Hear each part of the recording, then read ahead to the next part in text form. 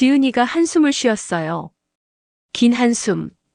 어머니, 저희 당분간 연락 안 하는 게 좋을 것 같아요.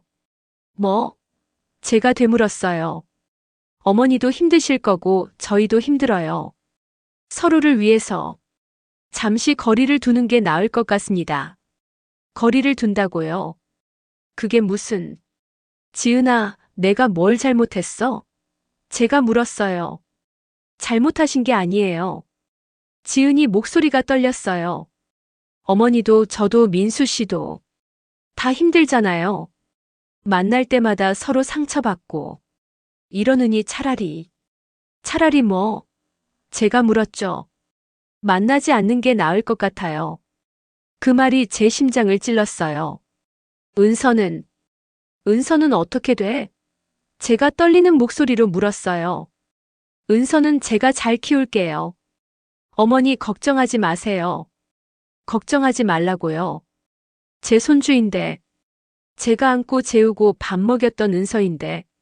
지은아, 그렇게까지 해야 돼?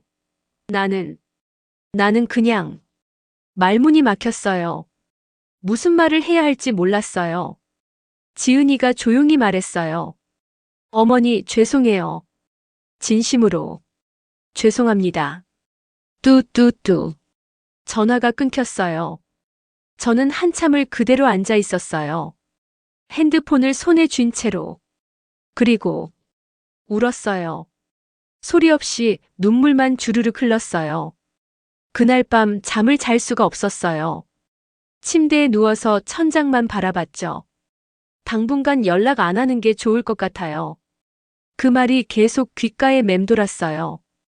당분간이 얼마나 될까요? 한 달? 1년? 아니면 영원히? 은서는 저를 기억이나 할까요? 시간이 지나면 은서 기억 속에서 제가 사라지는 건 아닐까요? 할머니가 누구예요? 언젠가 은서가 그렇게 물으면 저는 어떻게 해야 하죠? 아침이 왔어요. 저는 일어나서 거울을 봤어요. 눈이 퉁퉁 부어 있었죠. 밥을 먹으려고 부엌에 갔는데 식욕이 없었어요. 그냥 물 한 잔 마시고 다시 거실로 갔죠. TV를 켰어요. 아침 드라마가 나오고 있었어요. 가족들이 둘러앉아 밥 먹는 장면이었죠. 저는 그걸 보다가 리모컨을 던져버렸어요. 왜 모두들 그렇게 행복해 보일까요? 왜 저만 이렇게 외로울까요? 며칠이 지났어요. 친구한테서 전화가 왔어요. 순자야, 요즘 어떻게 지내?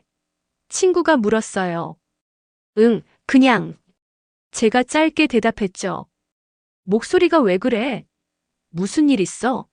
친구가 걱정스럽게 물었어요. 할 말이 없었어요. 뭐라고 설명해야 할까요? 제가 며느리한테 미움받았다고. 손주를 못 보게 됐다고. 아니, 아무 일 없어. 그냥 감기 기운이 좀 있어서. 제가 거짓말을 했어요. 그래. 몸 조심해. 요즘 일교차가 심하니까. 친구가 말했죠. 응, 고마워. 제가 대답했어요. 전화를 끊고 저는 웃었어요. 씁쓸하게. 감기 기운이라고 했지만 사실은 마음의 감기였죠. 약으로 낫지 않는, 시간이 지나도 나아지지 않는. 냉장고를 열었어요. 김치하고 반찬 몇 개가 전부였어요. 예전엔 냉장고가 항상 가득했었는데 민수 반찬 싸주고 지은이네 갖다 주고 지금은 저 혼자 먹을 것만 있으면 되니까요. 저녁이 됐어요.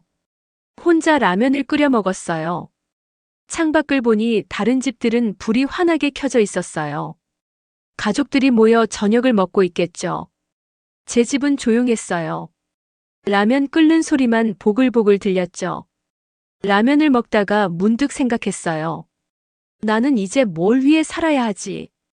평생을 누군가를 위해 살았어요. 남편을 위해, 아들을 위해, 손주를 위해. 그런데 이제 아무도 저를 필요로 하지 않아요. 저는 쓸모없는 사람이 된 걸까요? 어느 날 저녁 산책을 나갔어요.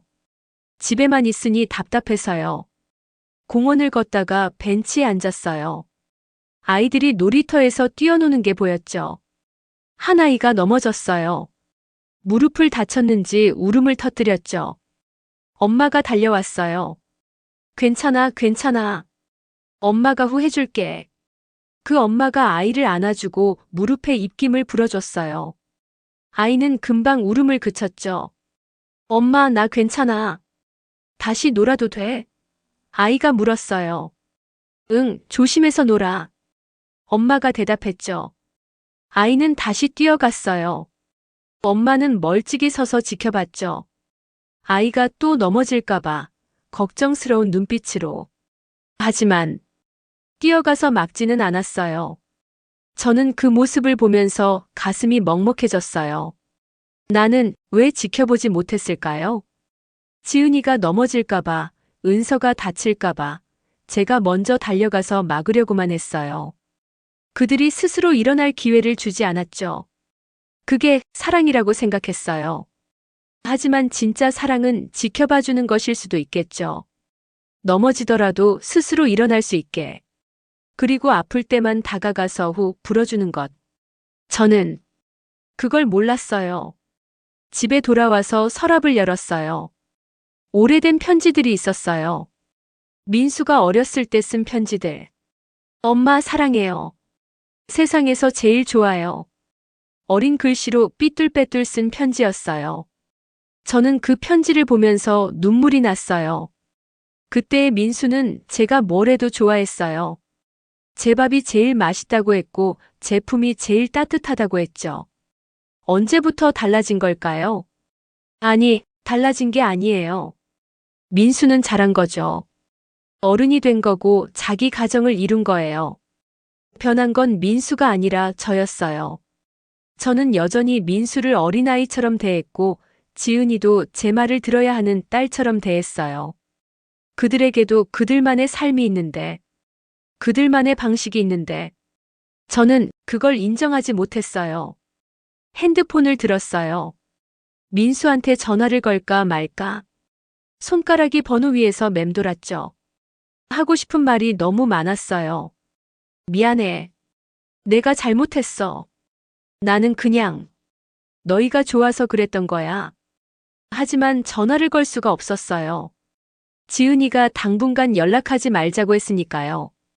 제가 또 전화하면 또 간섭하는 것처럼 보일까봐. 그래서 그냥 노트를 꺼냈어요.